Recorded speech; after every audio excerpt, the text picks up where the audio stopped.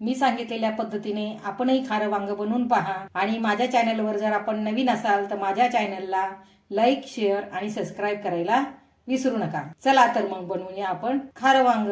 नमस्कार, आज मी तुम्हाला खारं वांग बनवून दाखवणार आहे। तर त्यासाठी इथं मी वांगी घेतलेली आहेत आणि थोडी कोथिंबीर ती बारीक चिरून घेणार आहे। खारं वांग बनवण्यासाठी हा मसाला मी घेतलेला आहे। तर त्यासाठी थोडंसं खोबरं घेतलेलं आहे, अद्रक, थोडीशी कोथिंबीर, लसूण, 2 लवंगा, दालचिनी, 2 मिरे, थोडेसे धने, आपल्या आवश्यकतेनुसार म्हणजे तुम्हाला जेवढ्या तिखट लागतात तेवढ्या हिरव्या मिरच्या घ्यायच्या। तर मी इथं 7-8 हिरव्या मिरच्या घेतलेल्या आहेत। सगळ्यात पहिल्यांदा आपण ह्या ताटामध्ये जो मी मसाला घेतलेला आहे तो मी मिक्सरला बारीक करून घेणार आहे। ही कोथिंबीर बारीक चिरून घेणार आहे, वांग्याचे मधून काप करून घेणार आहे।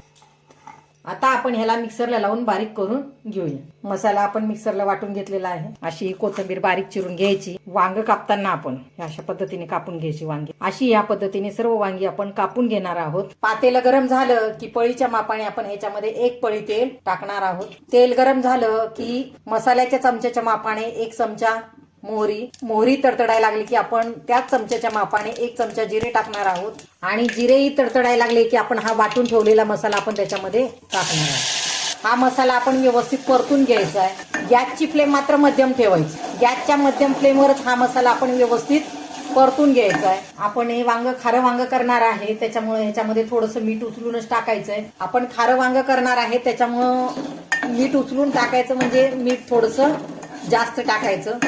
जास्तही टाकायचं नाही, थोडंसं जास्त टाकायचं आणि हा मसाला मध्यम आचेवर व्यवस्थित परतून घ्यायचा। मसाला तेल सोडायला लागलेला आहे।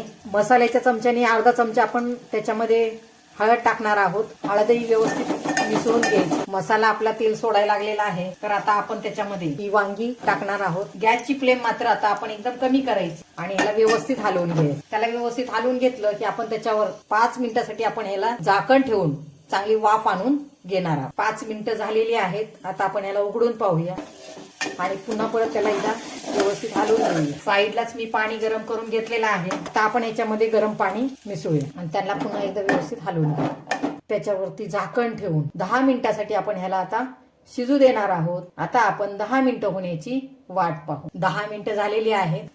वांगही शिजलं का ते पाहूया। वांगही आपलं छानपैकी शिजलेलं आहे। गॅस आपण आता बंद करू। खारं वांग तयार झालेलं आहे। मी सांगितलेल्या पद्धतीने आपणही खारं वांग बनवून पहा, नक्कीच तुम्हाला आवडेल। आणि जर आपण माझ्या चॅनलवर नवीन असाल तर माझ्या चॅनलला लाईक, शेअर आणि सबस्क्राईब करायला विसरू नका। धन्यवाद।